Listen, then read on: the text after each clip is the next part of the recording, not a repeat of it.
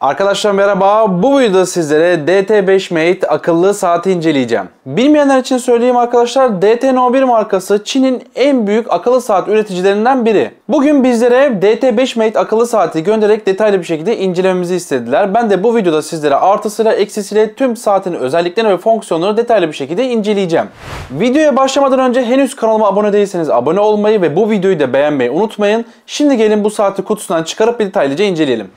Saatin model ismiyle kutudaki çıkan ismi farklı arkadaşlar. Neden derseniz bu saat direkt olarak Huawei'nin Watch GT4 modelinin replikası olarak üretilmiş arkadaşlar. Normalde DT5 Mate olarak geçiyor bu saat satın aldığınızda ama kutusunda ise gördüğünüz gibi şöyle bakın Watch 4 ibaresi var. Bu da Watch 4 GT'nin direkt birebir olarak replikası olduğunu gösteriyor. AMOLED bir ekranla gelmesi gerçekten artık daha kaliteli bir ürün yapıldığını gösteriyor. Bu arkadaki QR kod sayesinde ise uygulamayı indirip telefonunuza kurulum yapabilirsiniz. Saatin kutusunun içerisinden saatin kendisi ve bir adet de silikon kordonları geliyor. Ve bir tane de bakın şöyle manyetik bir şarj aleti geliyor. 5 voltta 1 amper gücünde çalışabilen bu şarj aletiyle yaklaşık olarak 1 saatte saatinizi tam şarja ulaştırabilirsiniz. Saatin fiziksel özelliklerinden bahsedecek olsak 46 mm'lik farklı metallerden oluşturulmuş alüminyumla karıştırılmış bir kasa yapısıyla geliyor. 2 adet fiziksel butonu var. Bir tane menü tuşu ve bir tane de bakın hızlı bir kısa yol butonu da saat üzerinde mevcut. Saatin kendi hafızasında yaklaşık olarak 5 tane kadran var ama isterseniz de uygulama üzerinden de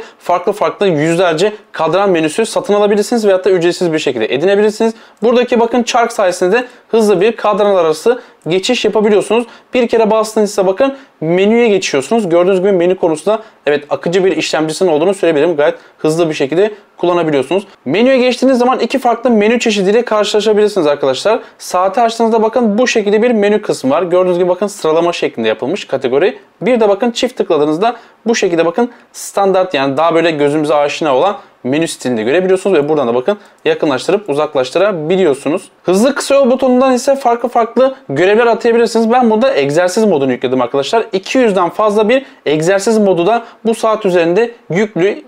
Farklı ilginiz olan hobileriniz yani saat sporlarınızı bu saat üzerinden takibini yapabiliyorsunuz. Saati yukarıdan aşağı doğru kaydırdığımızda bakın hızlı bir kısa yol menüsü var. Burada parlaklığı direkt otomatik olarak ayarlayabiliyorsunuz. Bakın gördüğünüz gibi isterseniz bunu auto'ya da alabilirsiniz. Arada burada NFC özelliği var. NFC özelliği arkadaşlar Türkiye'deki versiyonunda ödeme sistemlerini desteklemiyor. Biliyorsunuz mesela işte farklı NFC ödeme sistemleri vardır bankalar üzerinde. Burada saat bu fonksiyondan ziyade arkadaşlar elinizde mesela NFC destekli kilitler, kapı kilitleri özellikle dolap kilitleri bunları destekleyip yani uygulama üzerinden tanıtırsanız saatiniz mesela evinizin kapısını veyahut da dolabınızı, kilitlerinizi açıp kapatabiliyor. Aynı şekilde bakın bir el feneri görevi de görebiliyorsunuz bu saatte. Karanlıklarda mesela ufak da olsa işinizi görebiliyor. Hızlı da bir ayarlar butonu var. Buradan da bakın ayarlara geçiş yapabiliyorsunuz. Saatin ses ve titreşim kısmında isterseniz bu saati sessiz alabilirsiniz. Titreşim ayarlarını yapabilirsiniz.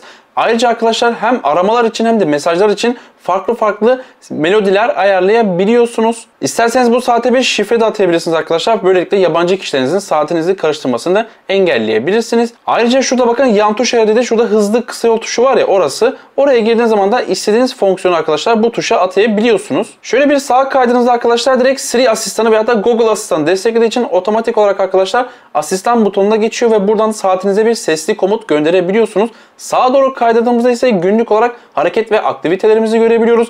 Ayrıca burada hızlı bir EKG, nabız, kandaki oksijen seviyesi vesaire tüm sağlık verilerinin takibinin yapıldığı bir sekme açılıyor. Yan tarafta ise arkadaşlar kronometre, zamanlayıcı ve hesap makinesi gibi araçlar çıkıyor. İsterseniz de siz buna farklı araçlar da ekleyebiliyorsunuz. Saat üzerinden müziklerinizi durdur başlat yapabilirsiniz. Sesini artırıp azaltabilirsiniz. Bu konuda eğer ki telefonunuzda müzik aktif birisi arkadaşlar burada saatiniz üzerinden de bunu yönlendirebiliyorsunuz. Hava durumundan tutun barometreye kadar bir akıllı saatte olabilecek birçok farklı fonksiyon arkadaşlar bu saat destekliyor. Ayrıca isterseniz de canınız sıkıldığında mesela burada saat üzerinden bir oyun oynayabiliyorsunuz arkadaşlar. Bu da genellikle mesela işte sıkılanlar için güzel bir eklenti olmuş. Saatin hemen medikal verilerini de takip edelim arkadaşlar. Medikal verilerde en önemli dikkat ettiğimiz ise bakın burada masayı algılıyor mu? Yani masaya bir ölçüm yapacak mı saat? Hemen onu kontrol edelim. Evet gördüğünüz gibi bakın kaliteli bir sensör olduğu zaman kesinlikle saat bakın algılıyor ve bileğinize takmanızı uyarıyor. Bu konuda gerçekten demek ki bu saatin medikal verileri en azından bir insan derisini algılayabilecek kalitede yapılmış. Hemen bir saatin ağırlığını da merak ediyorum. Saatin ağırlığını da bir ölçelim. Toplamda kordonuyla beraber 59 gramda bir ağırlığı var arkadaşlar. Akıllı bileklikten ziyade akıllı saat takmayı sevenler için, taşımayı zorlanmayanlar için gerçekten de kabul edilebilir ağırlık olduğunu söyleyebilirim. Öncelikle arkadaşlar saatin bir sağlık verilerinden bahsedeyim. Burada en çok mesela ilgi çekenlerden biri ise EKG'nin olması. Yani EKG dediğiniz zaman biliyorsunuz ki biz akıllı saatin EKG çekebilmesi açıkçası çok böyle beklenen bir şey değil. Apple Watch'larda vardır. Onda mesela parmağınızı tutmanız gerekiyor. Şimdi bakalım burada saat bizim EKG'mizi ölçecek. Saat EKG'mizi ölçmeye başladı. Ritim açısından doğru değil arkadaşlar bu ritim. Yani ben açıkçası bu EKG verisini çok fazla ciddiye almanızı önermiyorum. Bu şekilde bir ritim olmaz. Genellikle burada bakın yani benim böyle bir EKG'm varsa gerçekten ciddi bir kalp rahatsızlığının olduğunu söyler. Ben genellikle EKG'ye çok referans almamanızı tavsiye ediyorum. Hemen biz nabız ölçümü kısmına geçelim. Burada bakın zaten medikal bir cihazım da var biliyorsunuz. Bu ikisinin kıyaslamasını yapalım. Şu anda bakın arkadaşlar benim medikal cihazımda nabzım 98-96 civarında. Saat bakalım kaç ölçecek, hatta nabzım biraz daha düştü. İlk başta bir heyecanlanmışım herhalde. Saatim şu anda 91-92. Medikal veri cihazım ise 102 civarında. Gördüğünüz gibi ufak da olsa bir %10'luk bir sapma ayarı var gördüğünüz gibi. Şu anda yaklaşıyorlar birbirine. Birazcık daha yaklaştılar. Bakın 91, 93. Evet. Yaklaşık olarak bir 10-15 saniye sonra saatimle medikal cihazımın verileri birbirine uyumlu bir şekilde hale geldi. Bu konuda medikal verisi yani nabzının ölçerliğinde %95 civarında tutarlı olduğunu söyleyebilirim sizlere. Saatin teknik özelliklerinden bahsedecek olsak 1.5 inçlik bir AMOLED panel konumlandırılmış 450x450 pikselde bir ekran çözünürlüğü var. Gördüğünüz gibi Always On Display'de bu saatte mevcut. Yani tüm gün açık ekran bir şekilde kullanabilirsiniz ama bu tabii ki de batarya verilerinize otomatik olarak yansıyacaktır. Bluetooth'un 5.0 versiyonuna göre ve çift Bluetooth var arkadaşlar. Bu saatte bir tanesi arama ve görüşmelerinizi yapmak için, bir tanesi de verilerinizi senkronize edebilmeniz için 21 mm'lik kayışları sayesinde evrensel bir şekilde farklı boyutlarda veya da türlerdeki 21 mm'lik kordonları bu saatinizde kombinleyebilirsiniz. 270 mAh'lik bataryası sayesinde arkadaşlar yaklaşık olarak 5 gün boyunca bu saatinizi kullanabiliyorsunuz. Eğer ki Always On Display açıksa arkadaşlar bu sürenin birazcık daha kısaldığını sizlere söyleyebilirim. Ayrıca saat IP78 tere ve toza karşı dayanıklılık sertifikası da mevcut ve bu şekilde sporunuzu falan yaptığınızda terlemeye karşı, toza karşı, su sıçramalarına karşı elinizi yıkarken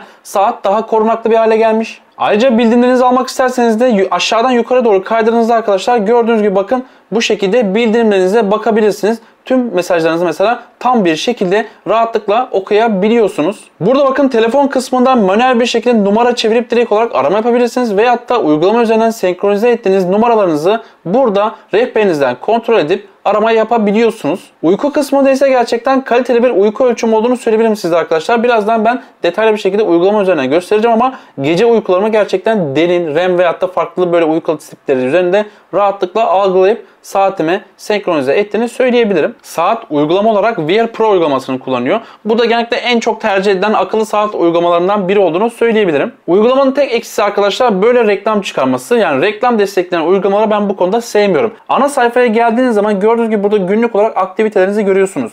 Ayrıca eğer saatinizi hiç bağlamadıysanız cihaz kısmına girdikten sonra buradan sağ üç nokta kısmında arkadaşlar cihaz ekle var. Eğer ki saatinizin, telefonunuzun Bluetooth'u aktif ise arkadaşlar çok hızlı bir şekilde bağlantısını yapabiliyorsunuz. Öncelikle ben cihaz kısmını sizlere göstereyim. Burada isterseniz aramalarınızı bildirim şeklinde açıp kapatabiliyorsunuz. İsterseniz bildirimlerinizi aynı şekilde açıp kapatabiliyorsunuz. Uygulama bildirimleri kısmından istediğiniz uygulamanın bildirimini açıp kapatabilirsiniz. Saat üzerinde hareketsizlik algılama, su içme hatırlatıcı vesaire gibi böyle özellikleri de var. Sizlere daha sağlıklı bir hayat sunmaya da destekleyebilecek fonksiyonlar eklenmiş. Saati ilk açtım arkadaşlar. Otomatik olarak bir güncelleme de geldi. Hemen hızlı bir şekilde güncellememi yaptım. Burada bakın Bluetooth araması kısmında ise mesela ne oluyor? Eğer ki telefonunuzun medya seslerine kapalı olsun ama aramaları yapsın diyorsanız buradan ayarlamalar yapabilirsiniz. Az önce bahsettiğim mesela kilitlerinizin NFC destekleyen kısmını burada NFC kısmında ekleyip kilit tanıma sistemini buna yükleyebiliyorsunuz. İsterseniz burada ayrı bir egzersiz menü de var. Saat üzerinden yapmak istemezseniz arkadaşlar telefon üzerinden bakın sizlere hem farklı öğretilen egzersiz hareketleri var. Ayrıca buradan eğitim videoları falan da izleyebiliyorsunuz. Hemen şöyle bakın ana ekranda nabız, oksijen seviyesi, uyku takibi, tansiyon ve EKG kısmı var. İsterseniz burada düzenli kısmından farklı istediğiniz döngüleri de yani widgetları ekleyebilirsiniz. Mesela kadınlar için adet takviminde takip eden bir saat olduğunu ekleyeyim sizlere. Hemen uyku takibi kısmına girelim. Bakın burada mesela benim dün gece uyuduğum uyku var. 6 saat 29 dakikalık. Burada bakın uyku kalitemi söylüyor ve derin uyku veyahut da REM uykusu falan bunların ne kadar sürede ölçtüğünde tek tek yazmış arkadaşlar. Gerçekten saatin uyku analizi çok başarılı olmuş. İsterseniz tüm gün olarak da nabız, oksijen takiplerini de buradan görebiliyorsunuz. Son yaptığım egzersiz ise bana çok detaylı bir şekilde analizini yapmış. Burada bakın mesela ne kadar 269 kalori yakmışım. Yaklaşık olarak 75 santimlik bir adım ölçümün olduğunu söylemiş ve 4118'de adım atmışım. 3.13 metrelik bir sabah koşusu yapmıştım. Bunu saatim hızlı bir şekilde takip etmiş ve gerçekten güzel bir analizini yaptığını söyleyebilirim. Saatin şöyle arka kısmına bakacak olursak arkadaşlar, ilk başta kutudan çıkardığınızda ekleyeyim sizlere hemen. Burası jelatin kaplı oluyor. Eğer ki saatiniz çok geç şarj oluyordur veyahut da sensörler iyi algılamıyorsa muhakkak ki bu jelatinleri sökmeyi unutmuşsunuzdur. Kutudan çıkardığınızda bu şeffaf jelatinleri sökmeyi unutmayın. Üzerindeki bakın hoparlörler bu kısımda, mikrofonu ise bu kısmı ve bunların sayesinde görüşmelerinizi yapabilirsiniz. Karşı tarafın sesini duyabilirsiniz ve üzerindeki bakın sağlık verisi sensörleri de bu kısımda. Hemen şöyle bakın saatin üzerinde bir müzik dinleteyim sizlere. Bakın nasıl olduğunu da göstereyim müzik kalitesini. Burada bakın hızlı müzik menüsü var. Hemen gördüğünüz gibi. Rahatlıkla buradan ileri geri yapabilirsiniz. Durdurup başlatabilirsiniz. Ve daha bu son seviyede değil. Son ses de bu şekilde.